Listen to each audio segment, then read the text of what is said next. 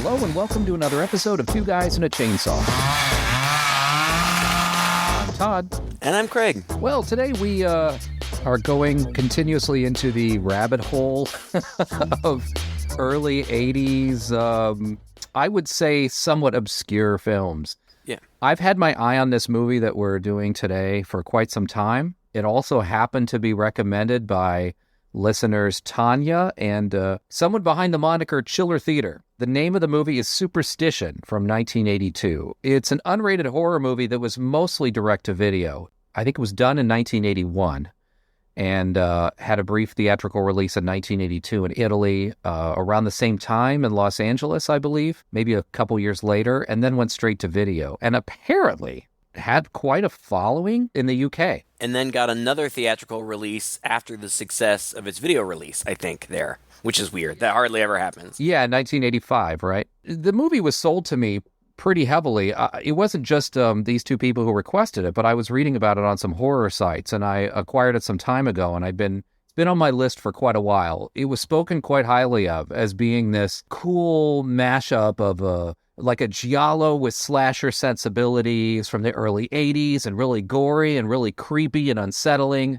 Yeah, so it was sure something. That's for sure. So I had never heard of it, and like the box art didn't look familiar at all. No. I looked at the cast list. There's one person in the whole movie that I recognize from something. Justin, right? The little kid? The kid, yeah. I'm surprised Yeah. you knew that. He played like the annoying younger brother in a lot of things in the 80s. He's a funny guy. Yeah. He was in Just One of the Guys. that like Yes. the one where the really hot chick dressed up as a guy in her high school. He was in that. He was good. That was on TV a lot. Yeah. So I recognized him, but that was pretty much it. But I was looking forward to it because I try not to read too much about these things before we actually watch them, especially if I don't know much about them. I prefer to kind of go in blind. But I did read the viewer reviews on IMDb, and they're glowing. Like, these are glowing reviews about how this is, a forgotten gem of 80s horror, and like, this is 80s horror done right, and I can't believe more people don't know about this movie. I don't get it. I don't trust anything on the internet anymore. Like, every time we go down these rabbit holes with these supposed and forgotten gems, it gets baffling. And then we'll find some movie that's got mixed reviews and we absolutely love it. So yeah, maybe we're just outside the pulse of of mainstream society or something, because I found this movie to be weird and hokey and pedestrian and almost boring at times. Yeah, it was boring. I really didn't enjoy it at all. It was really kind of stupid, and it felt long, and it's not long. It's only an hour and 25 minutes long. Oh, man, but it sure felt longer than that. Yeah, gosh, I don't know. This one's going to be a tough one because I almost felt like nothing really happens. Well, I guess people die, but it's a haunted house. And you get a little bit of, eventually a little bit of backstory, which is a fine backstory. There's nothing wrong with it. Nothing particularly unique or original. And you do get a relatively, I suppose, kind of creative kill every 10 minutes or so. But that's it. Like, yeah. there's not really much notable to say about it. It's so... God, I don't know. Like, nobody involved in this movie except for that Justin kid is really known for much of anything. The director, James W. Robertson, didn't do much. No, he did like 3 other movies. The director did a lot and continues to do a lot of work in cinematography. Like, that's true. That's true. Camera work. But yeah, he only directed a few other things. And some of the guy who's the lead guy, I guess, James Houghton, was in soaps and like nighttime soaps in the 80s, and the guy that plays the dad of the family that moves into the house, he had done quite a bit. There was, I don't know, a couple of things I recognized him from, but yeah, pretty much everybody else, not much going on. Not that that matters. I mean, no, it doesn't. It typically doesn't matter. And that and that's par for the course with these types of 80s movies, which is why I was surprised because you say, maybe we don't have our finger on the pulse. No, this should be right up our alley. Hey. This should be exactly the kind of thing that we usually really enjoy and really enjoy talking about. We, of all people, are incredibly nostalgic for 80s horror. Yeah. And we do it all the time. We talk about it all the time.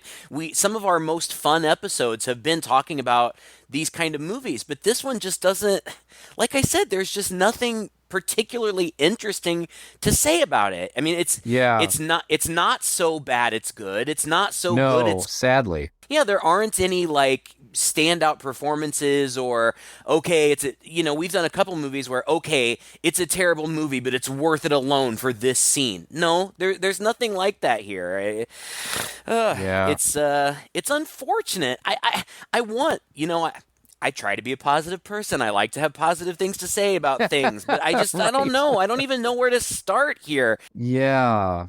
I don't want to say it doesn't have focus. It just doesn't, like you said earlier, there's not a lot happening. I mean, I feel like a lot's happening, but there's not really a bulk behind it. It's like a skeleton of a plot without much hanging on it.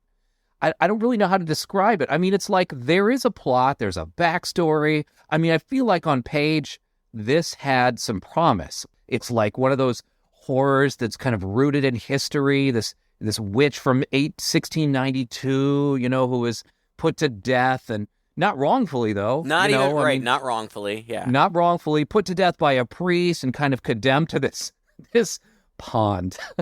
Yeah, not a lake, not an ocean, but a pond, which. All right, I'm sure we'll get to all this later, but I have so many questions about the backstory behind this movie. And then, modern day, there's like house upon house upon house upon house that's built on this land, and each, it seems to be cursed land because everybody dies. Everybody dies all the time, yet people still want to move in. Stop building houses there. I know. It's like, what is wrong with you? Owned by a church by now. And it's almost like an afterthought. They're like, oh, yeah, we have this house. We almost forgot we own it. What went on there? Oh, there was a murder there, Inspector, last week or yesterday. Oh, shit. Thanks for telling us.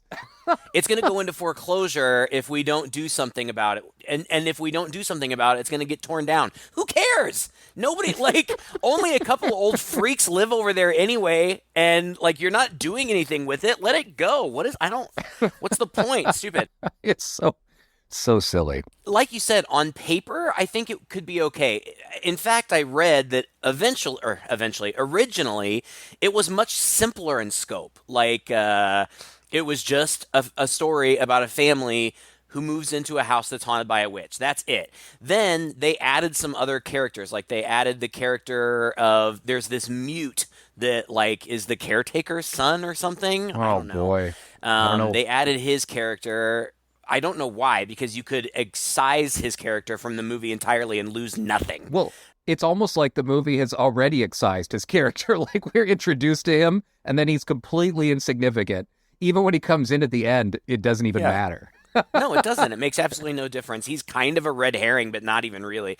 And then there's this little girl, Mary character, who keeps popping up randomly and for no reason. I have no idea. I still have no idea what her significance is to this story. Well, I do, because it's revealed at the end that it's dumb. Oh, okay. So anyway, what I was getting at was it's very much in the same vein as the Amityville Horror. In fact, that would be the movie that I would compare it the most to, because it doesn't really pull any punches. It is pretty gory, and pretty much everybody dies, including the kid, which doesn't happen a lot. Yeah, that was surprising. Yeah. And so, it's similar in that way. It even has kind of some similarities with Poltergeist. And maybe even, I was kind of, the feel of the movie, except for the gore, which is fairly graphic, it almost felt kind of like the Watcher in the Woods kind of deal. Witchy house. You're right, because the old lady... Right, and it just kind of had that feel to the cinematography of it. But I liked all of those movies, and I didn't like this one. I felt it also had sort of giallo aspirations. It was almost, in a way, plot-wise, almost as baffling as your typical Italian giallo movie is. there's a plot there and you can kind of discern it, but it doesn't always make a lot of sense. And there's incredible leaps of logic that characters are able to make in interesting ways. And it's going for style. I can say that the director definitely was going for something fairly stylish, I think. Some of the cinematography in here is spooky, or at least trying to be spooky. There's a lot of POV shots that could be creepy, but they really aren't. And there's some special effects work in here that's trying really hard.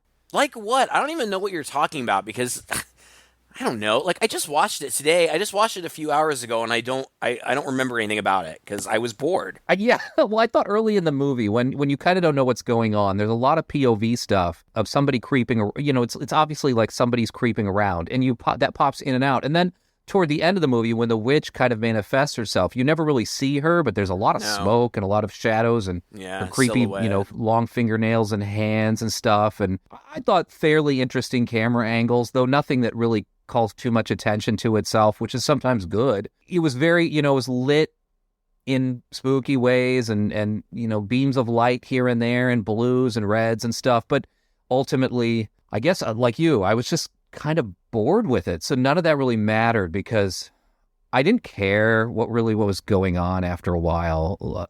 It was like somebody was narrating a story to me, and I'm just watching the plot unfold, but that's about it. I wasn't very emotionally invested in it. No, and it's not scary. Like, no, sadly. No, I didn't think it was scary at all. I mean, it's a little bit. People certainly die, and there's blood, and like some of that is violent. Like one girl gets her head like nailed to the ground, like her eye with a giant wooden spike and a hammer. Yeah, I mean that. And it doesn't pull too many punches on that either. No. So it is. I mean, there is that violence and stuff, but just the story isn't even really all that interesting. Like it opens on this, I say spooky old house, kind of. It just looks like an old abandoned house. There's not really anything all that spooky about it. It's big. It's not even that spooky. It's a weird house too, right? It's very almost kind of modern looking. It seems kind of modern.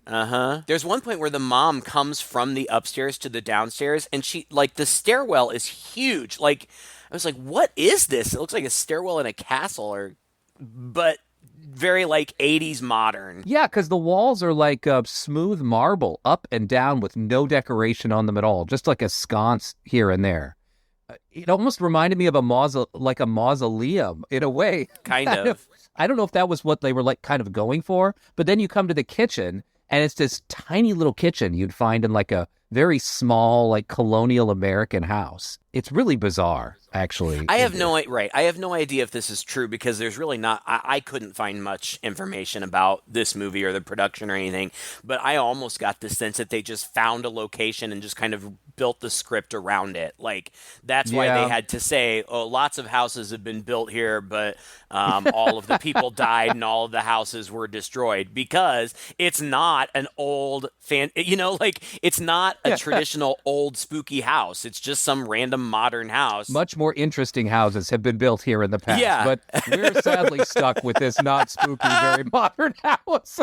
That's exactly right. And it starts out, so this couple is parked. Apparently this is a makeout spot. God, there at some point why. The inspector, there's an inspector. At some point the cop is explaining what happened because these kids, the kids who were parked there making out, I don't think they get killed. It's a prank. A couple of guys, young guys. Charlie and Artie, they're playing a prank, and, they, toss some dummies at this car to scare these kids out or whatever. Yeah. But then they are both looking around the house, and Artie gets killed by a microwave ghost. It's so weird. Artie's walking around. He's creeping around in the house. Well, Charlie's out in the bushes. He throws a dummy at the kids in the car. And I guess Artie's task is to scream and wail like a witch from the inside the house itself. Because then he kind of wanders downstairs and the house is just full of junk. And in the kitchen, there's just a microwave sitting there. It turns on, the door opens, and then some kind of unseen force throws him at the ceiling and he falls down. And then we cut to Charlie, who's like, Artie, where are you? And he probes around through the house for a while.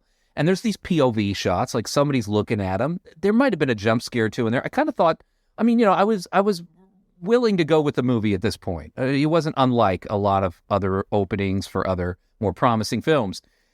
Then he goes into that room, and of course, Artie is nowhere to be seen, but the microwave lights up, and you see something's in the microwave. The microwave door swings open, and Artie's head is inside there, and it explodes.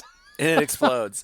So Charlie runs while the witch laughs ominously. At this point, we don't know it's a witch, I don't think. I don't know, but it's like a woman's laughter. Who knows? And then he tries to go out the window, and he's trying to raise the window, but it won't raise. So instead, the upper pane comes down, and he starts to climb through that, but then it starts to raise again and literally cuts him in half. That was kind of cool. I like that. I was down with this. It was kind of cool, and like one of the reviews I read was like, I knew in the first 10 minutes that they weren't going to pull any punches and that this was going to be an awesome ride. Well, yeah, okay, I'll give it that. This opening sequence was okay, like nothing spectacular, but it was all right. It could have been good from there, but really no. So then we meet Reverend David, who is tasked with taking care of the Shadrach or whatever place it's called, and we hear that lots of houses have been built there, and the inspector, I don't even know what his name is, I just called him the inspector because he's always around. He's this older guy, Inspector Sturgis, and his trusty right-hand man Jack Hollister. Yeah.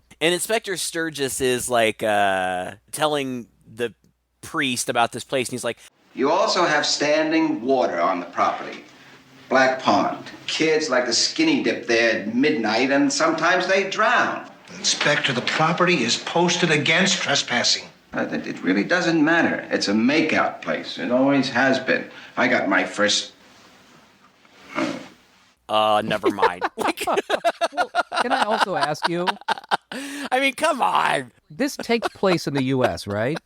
I don't know. Where in the United States have we ever called police detectives inspectors? I don't know. Isn't that a British thing? Inspector so-and-so from somewhere? I guess. I don't know. Oh, God. Yeah, I mean, it seemed like all the guys in the Giallo movies are Inspector somebody. Maybe that's what they were going for. I don't know. But anyway, what? Like, and the thing is, like, I usually take way too many notes. I take pages and pages of notes, then I don't even look at them. I have like half a page of notes on here because hardly anything happens.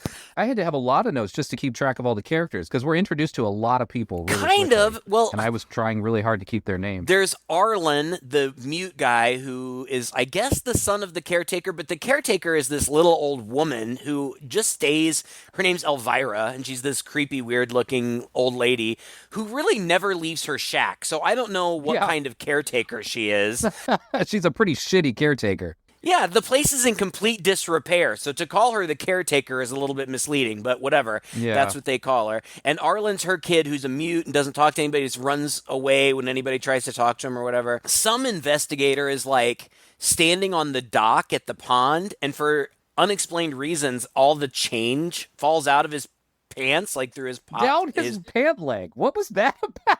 I have no idea. Like the ghost pulled a thread or something. Did he have a sudden hole break open in his pocket? Oh God, I don't know. I know. But he bends over to pick it up, and then he gets pulled into the pond. Yeah. David says he's talking to the inspector because they're just always there. That's the other thing that bothers me. Yes. Like eventually they move a family into this house, but Father David and the inspector and the cops are always there. Like They're there every day, all the time. Are they moving in too?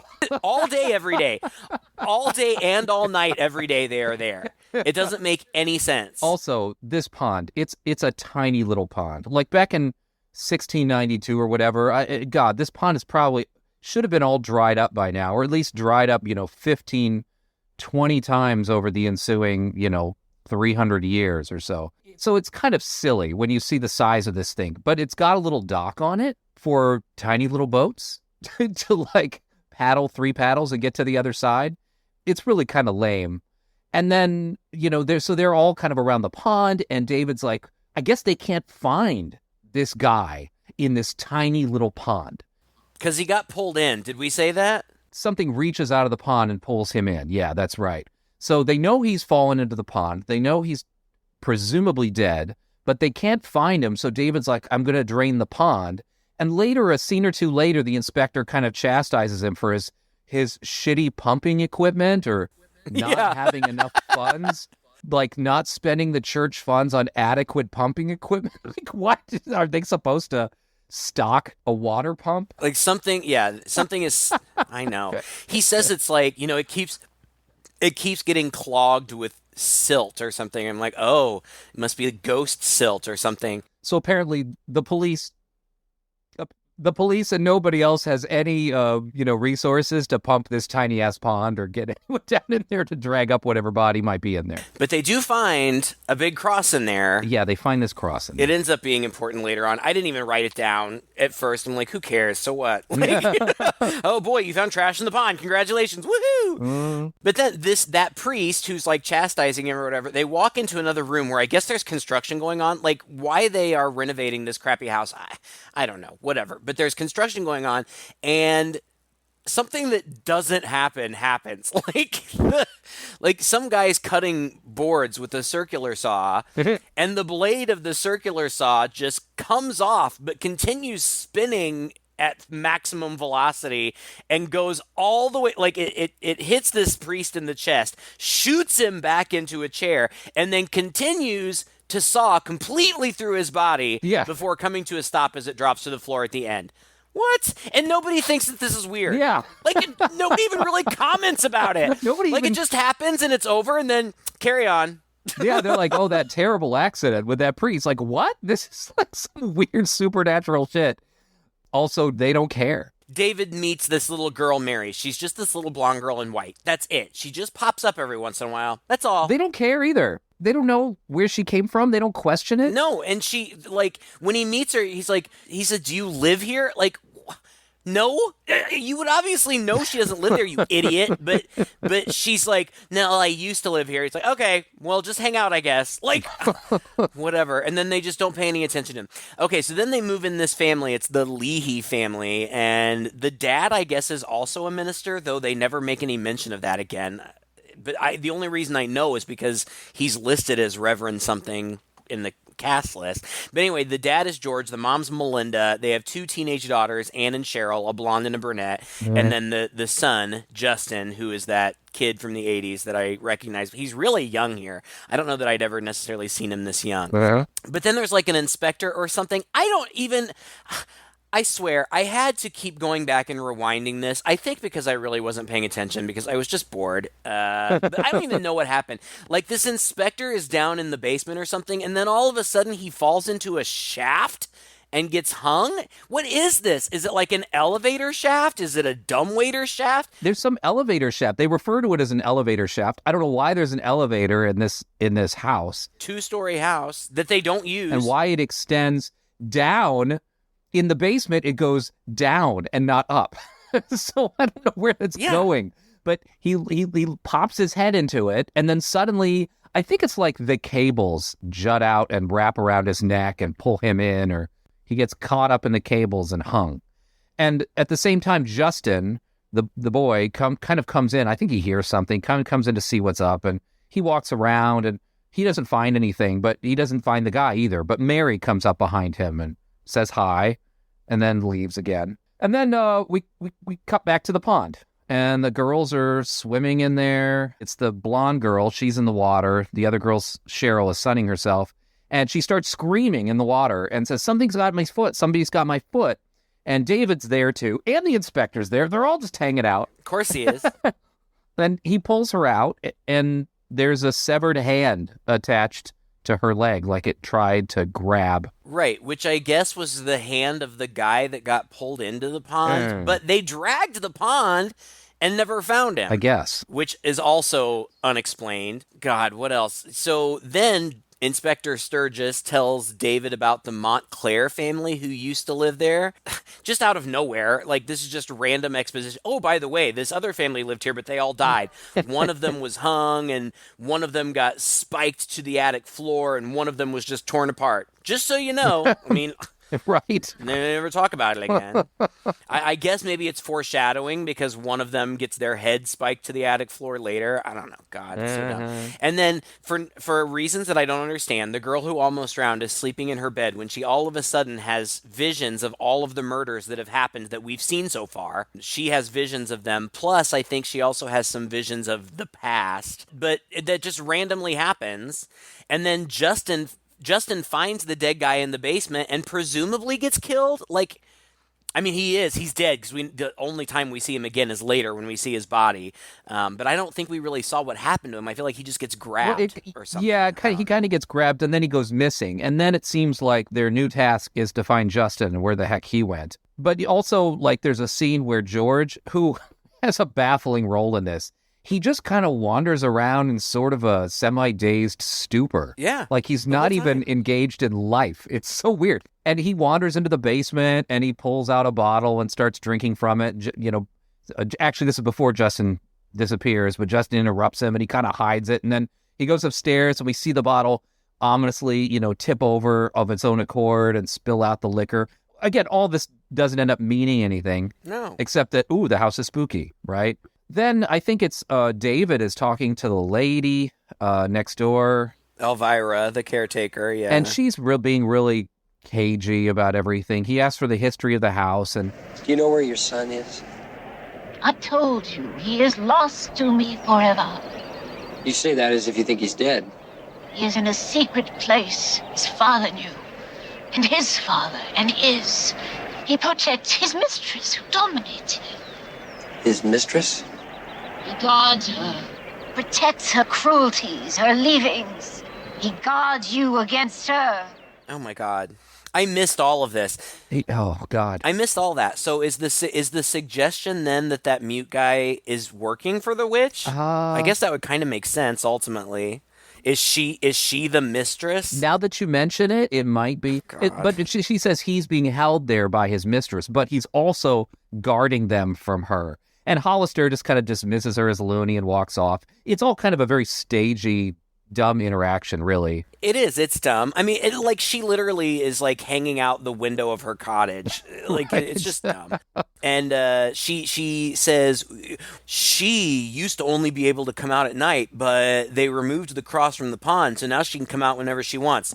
Okay, who cares? Like, what a stupid plot point. Like, why do we need to know that? Whatever, she's out. Who cares? Yeah. But she tells David, you must complete the ritual with fire. Okay. Like, yeah. What ritual, lady? Like, if you've got something to say, just spit it out. Well, she does. You don't have to... She does tell David to check the archives of St. Luke's for more information. So, he kind of runs off. He leaves the house finally and goes to St. Luke's to check the archives. Meanwhile, Sturgis is going to stay over for supper. This investigator. Oh my God, it's so hilarious. They're like trying to get David to stay for supper. And he's like, no, I got to go check the archives. But, Inspector Sturgis will want to. And Sturgis is very interested in staying for supper. And he's also going to help them find Justin. And so anyway, he goes and he ends up at the archives. David, right. Cheryl's now talking. Oh, yeah. And then her dad. I love it. David goes upstairs. He can't find Justin anywhere. He goes upstairs. Cheryl just suddenly starts talking trash about her dad. Cheryl, who we've barely seen. Her dad, who we've barely seen. Mom, it'll be all right. Daddy's down there. It'll be all right. Oh, sure. Daddy's down there. He knows what to do. Daddy always knows just exactly what to do. Cheryl, don't. Especially when he wants to run lives. That's a crack-up, isn't it? He's a burnout and he's trying to run my life. Cheryl. He can't do anything right. He's a waste, Mom. A burnout. Shut your bitchy mouth! That was my favorite part of the movie.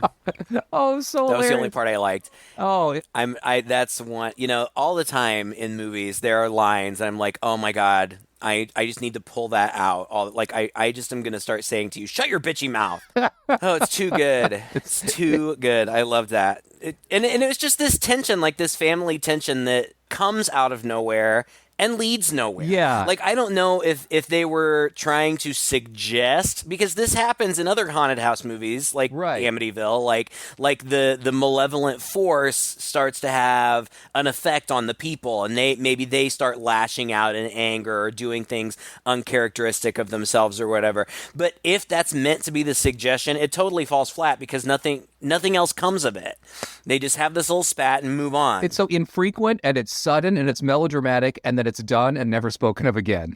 No. But David, meanwhile, he's the only Go ahead. yeah, he finds some old book. God. It's research. It's the research mode. It's so stupid. I know. He finds some old book in a church basement. No, he's just with the priest in the church basement. There are like 2 shelves there, and the priest walks through and says, "Oh, here's a book I've never noticed before, I guess." Right. "Oh, look, it's the Omens Malicorum or something like that." "Wait, that's the book from the Spanish Inquisition." "Yes, the Order of Exorcism, Punishment by Heresy, and the Methods of Extracting Confessions. It's written in English, you see, old style." What the f***? I don't get this at all. I know. No, it doesn't even make any sense. None of it makes sense. It's stupid. It's just a device. It's a stupid exposition device to explain what happened in the end. And so he reads in 30 seconds. He immediately finds the right page. This story of Alondra Sherak, who was a witch, and the townspeople tied her up to a giant pole and drown her. And she was a witch. When they've got her, she speaks in this scary demon voice, and then this is all flashback. And to the 1600s or whatever. And then when they erect this pole that she's tied to right next to the pond, I mean, it's probably a 10-foot beam that she's tied to. Then her face starts contorting. Bladder effects on her forehead. Like the demon is coming out or something. So they drown her. And then it just basically just says that bad shit happened to the townspeople afterwards. Like, a bunch of people died. And the priest, says some incantation, says something, "Let this cross, seal you here forever as long as it stays in the pond," or whatever. So he tosses the cross into the pond, too, after her. And so I think the fact that they pulled the cross out of the pond is what supposedly set her loose, even though shit was going down before they took the cross out of the pond. Just apparently was happening at night. So, she was only right. Oh, it's so weird. And I don't get it. This is the Spanish Inquisition, but this is America. I don't have any idea what's going on. It's dumb. I guess they were maybe using the methods from the Spanish Inquisition on this woman because she was a witch. It doesn't matter. It's stupid. There's really no... Okay, it's haunted. We get it. There's a witch and she's haunting things. Fine. Whatever. Okay, so meanwhile, back at the house, the inspector... I don't know. He realizes that the basement is, bigger than the rest of the house or something. Yes.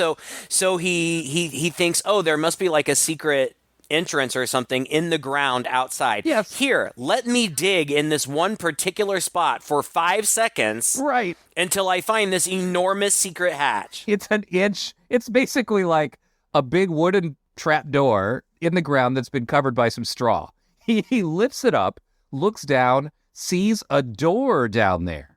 An underground door that leads to some underground place, and is like, "Okay, you wait here and guard this," closes it, and decides to go into the basement and break through the wooden wall. Why don't you go through the frickin' door?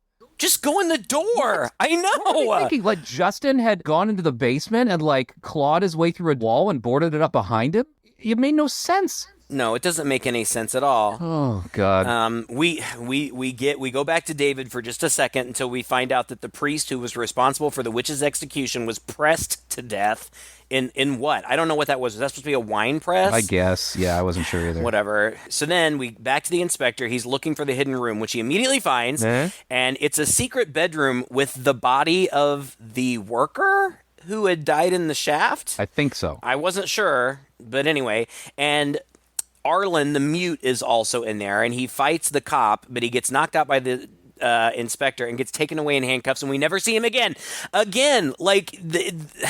There's no purpose to this character at all. It's so obvious that he was just written in, and they say I guess they wrote him and Mary in to make it more interesting. Well, they failed because it's not more interesting. It's just confusing and stupid.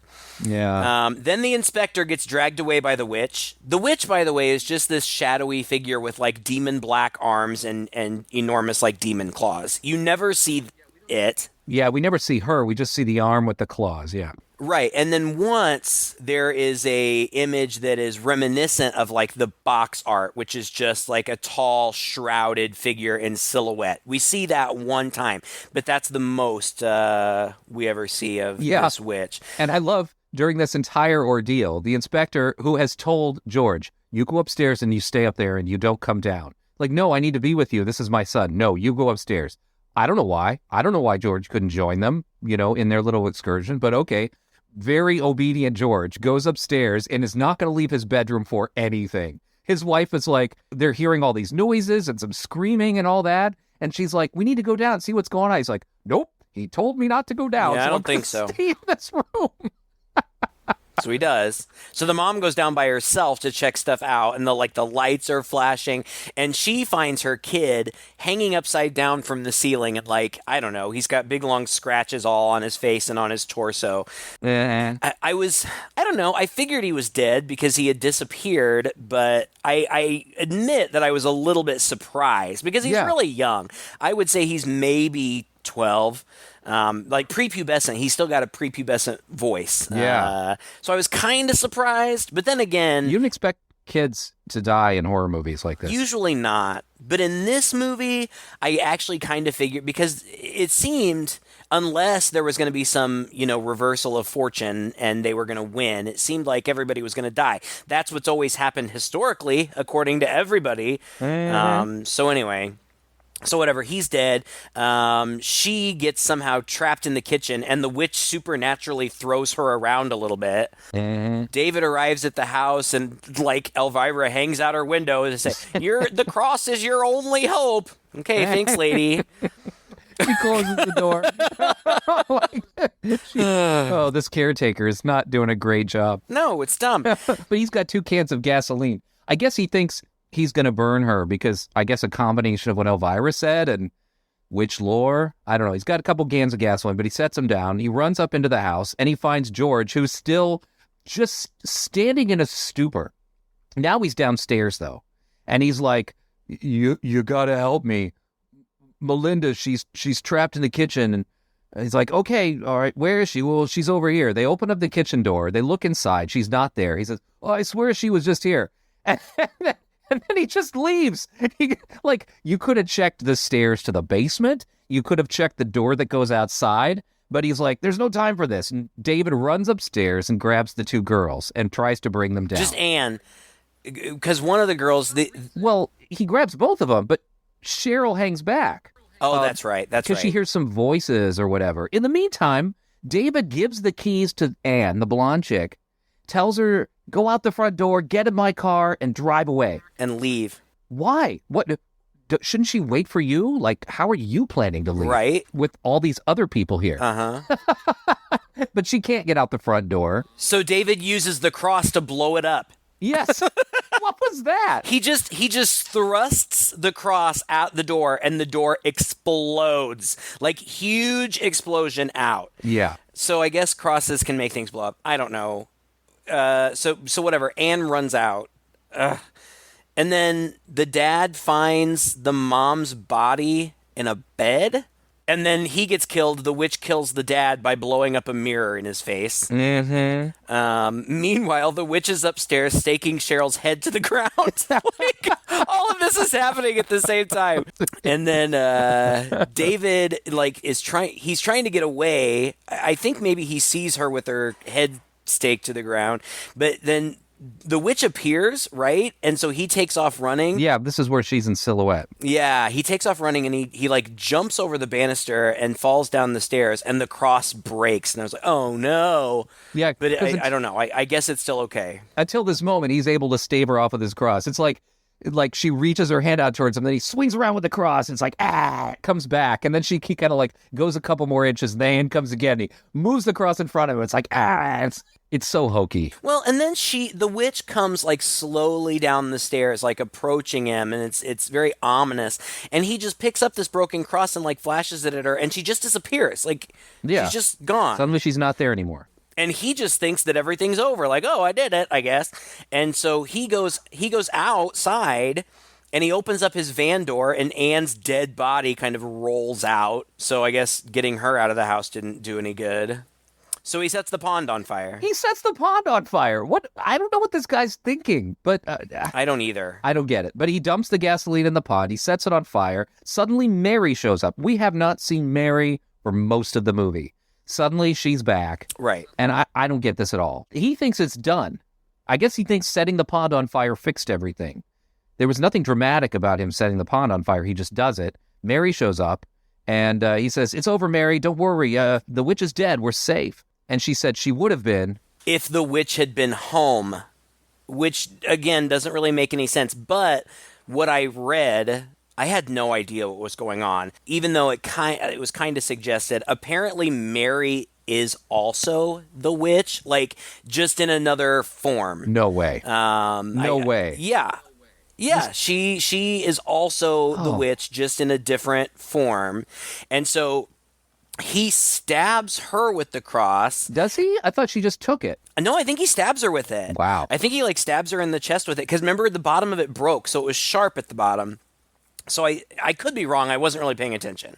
But I thought she was taking the cross, and she said, "You can't kill me." And then the witch kind of, like the witch's disembodied voice is screaming, "You don't have the power to destroy me." And then Mary jumps into the pond.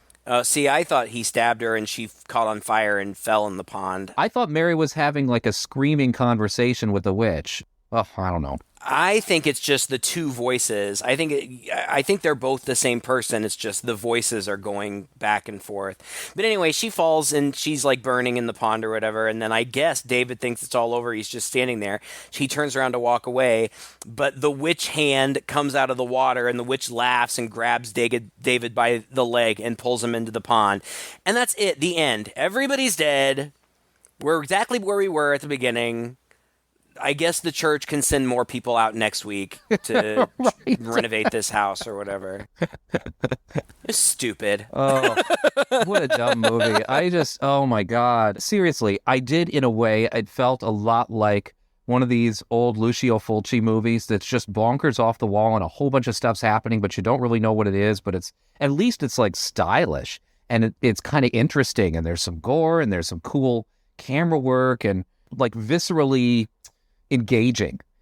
This movie it's not engaging. I was just totally... No. And it was hokey. It was just really, really hokey. And I wish I could say it was, laugh out loud funny at parts, but not really. No. It didn't really have a sense of humor about it. Yeah, no, it's not funny at all.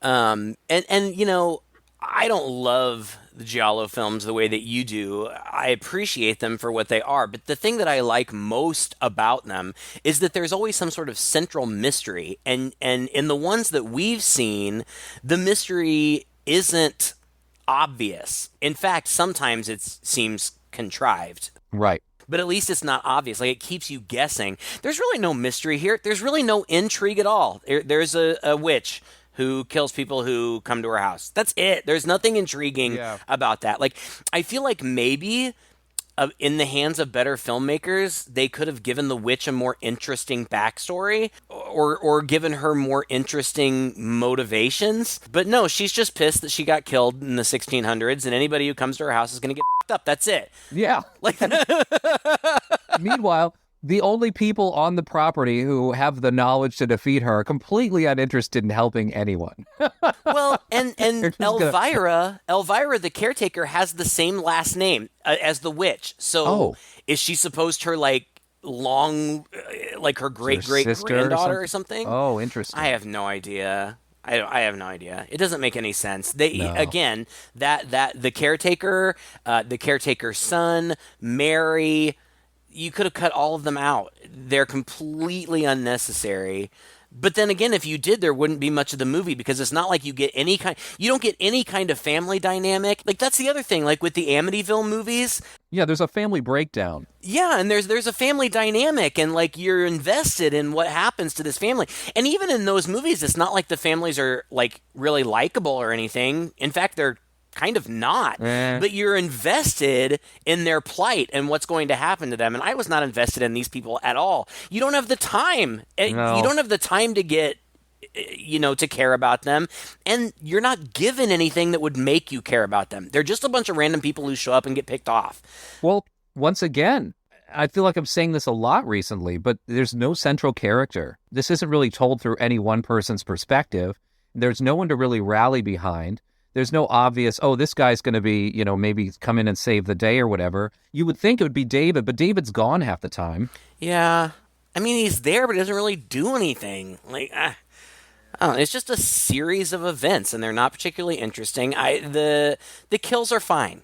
They're fine. The kills are cool. They're fairly typical. Yeah. They're fine. They're fairly typical of this era. The spike through the eye was pretty bloody. Also, as improbable as it was, the supernatural blade going through the priest was pretty cool. Yeah. I'd never seen that before. Fair. But I've seen other houses haunted by a witch movies that I liked more than this. I think it was Linda Blair and maybe David Hasselhoff were in a movie called like Witchery, which is about a house that's haunted by a witch.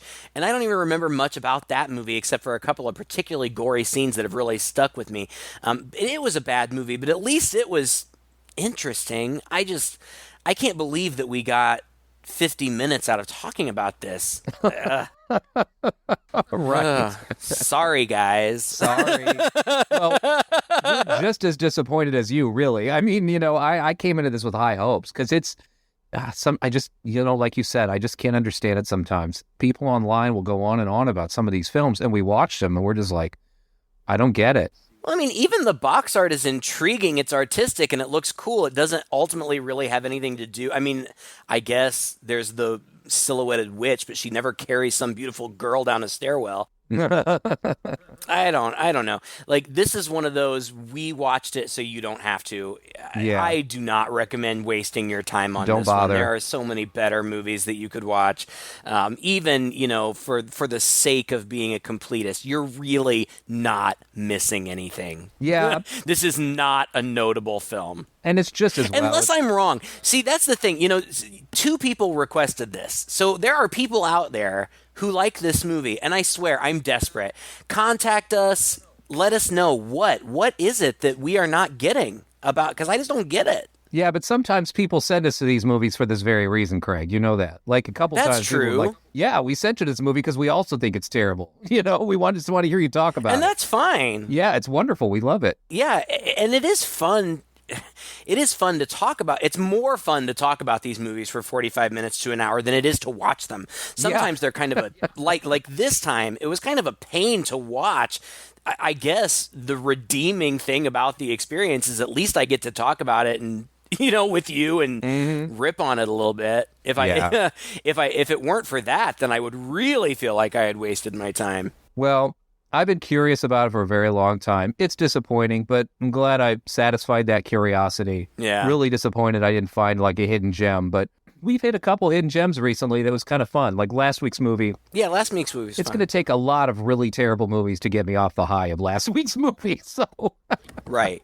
Yeah, fair enough. So thanks anyway. This movie, by the way, depending on where you live, sometimes is titled Witch also. It's not really... Well, I always say things like it's not easy to find. That's not true. It's not easy to find if you don't want to pay for it. If you don't mind paying for it, you can find it in a lot of places. But we couldn't find it streaming anywhere for free. It's like $1.99 on Google Play and YouTube.